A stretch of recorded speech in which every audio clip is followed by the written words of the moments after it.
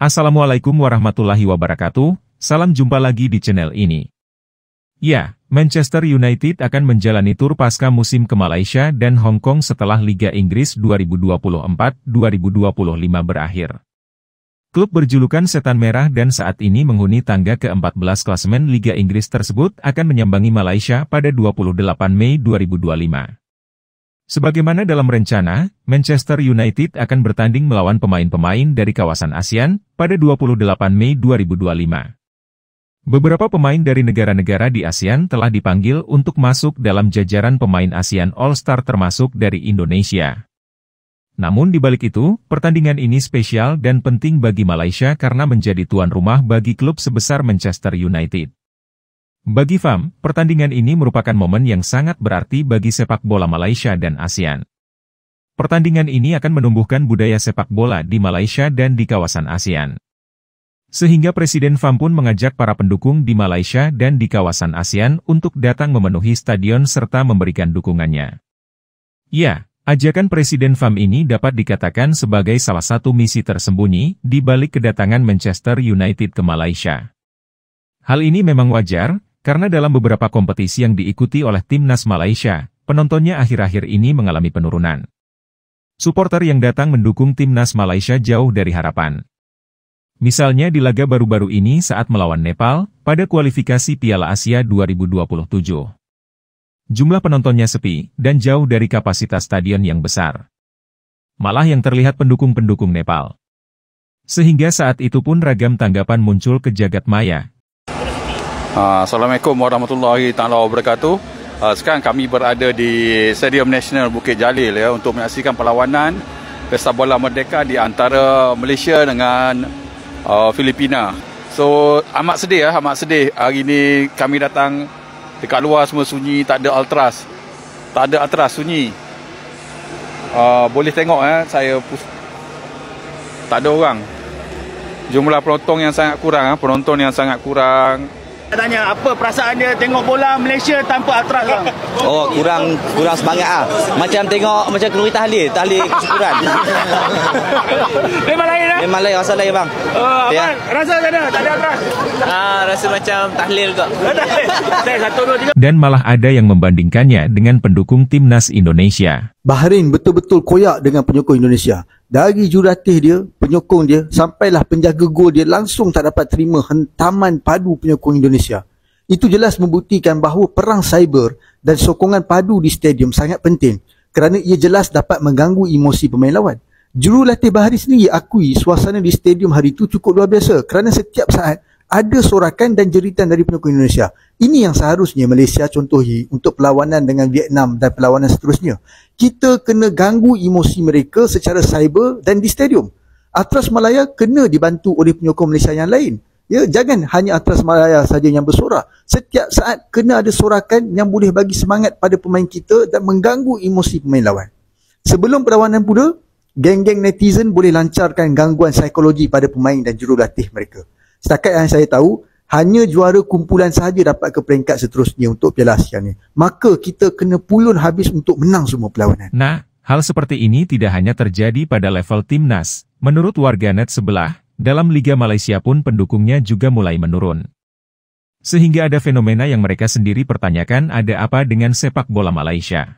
Menurut statistik daripada laman Makan Bola, kehadiran penyokong bola sepak Malaysia di Liga Super pada minggu ke-19 agak teruk. Perlawanan di antara Penang dan Selangor di Stadium Bandaraya merekodkan jumlah penonton sebanyak 2,198. Yang ni aku agak terkejut jugalah. Perlawanan besar di antara Terengganu dan juga JDT di Terengganu hanya merekodkan 2,046 penyokong yang hadir ke stadium. Seramai 1,106 penyokong yang menonton perlawanan di antara Perak dan juga Kelantan di Manjung. Di Stadium Temeloh pula hanya 956 penyokong yang hadir ke stadium untuk menyaksikan perlawanan di antara Pahang dan juga KL. Di Stadium Paroi pula hanya 537 penyokong sahaja yang hadir ke stadium untuk menyaksikan perlawanan di antara Negeri Sembilan dan juga Sabah. Secara purata hanya 1,300 penyokong sahaja yang hadir untuk perlawanan Liga Super pada minggu ke-19. Bagi aku sangat teruklah numbers ni. Korang rasa kenapa penyokong bola sepak Malaysia macam dah tak berminat untuk menyaksikan perlawanan-perlawanan liga tempatan. Korang rasa sebab apa? Adakah sebab dah bosan ataupun apa puncanya? Ya, dengan kehadiran Manchester United pada laga melawan ASEAN All-Star, diharapkan dapat membangkitkan kembali semangat pendukungnya dalam membela timnas Malaysia. Dalam pertandingan antara Manchester United melawan ASEAN All-Star nanti, katanya sebagai skuad impian yang menyatukan para pemain terbaik di kawasan ASEAN. Namun dari nama-nama yang beredar, pemain-pemain yang masuk dalam skuad ASEAN All-Star jauh dari harapan pendukung. Malaysia sendiri misalnya hanya menurunkan 3 pemain yaitu Hasik Nazli, Dominic Tan dan Sergio Ezekiel Aguero. Sementara Indonesia mengirimkan 2 nama pemainnya yaitu Asnawi Mangkualam dan Muhammad Ferrari. Sebelumnya media dan beberapa pecinta sepak bola dari negara tetangga, menginginkan nama-nama bintang dari Indonesia untuk memperkuat ASEAN All-Star.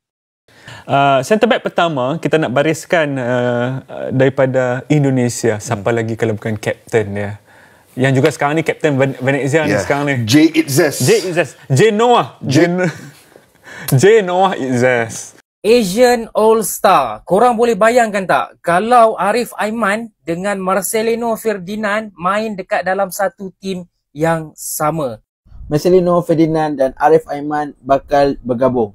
Kenapa saya kata begitu? Kerana pada 28 Mei ini, Manchester United akan datang ataupun akan membuat satu kunjungan ke Malaysia menentang ASEAN SI. Kemungkinan Arif Aiman dan Marcelino Ferdinand bakal dipanggil dan dapat disatukan dalam satu pasukan menentang Manchester United.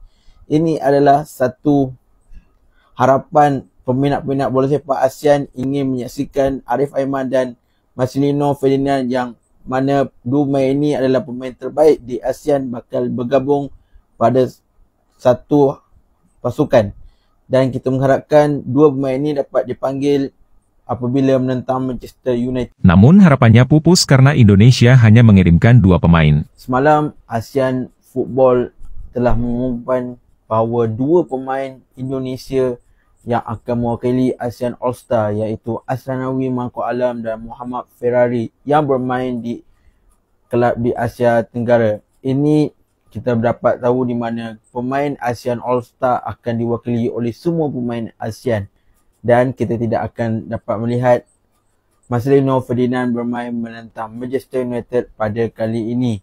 Ya, Malaysia yang menjadi tuan rumah laga melawan MU sendiri tidak mengirim pemain intinya namun malah menginginkan Indonesia mengirim nama-nama bintang. Sehingga Indonesia tidak ingin terjebak dengan laga fan game ini. Bukan hanya Malaysia yang memiliki agenda utama di depan mata, Indonesia pun memiliki agenda yang lebih penting yaitu lanjutan kualifikasi Piala Dunia melawan China dan Jepang. Oke, terima kasih sudah menonton video ini hingga usai.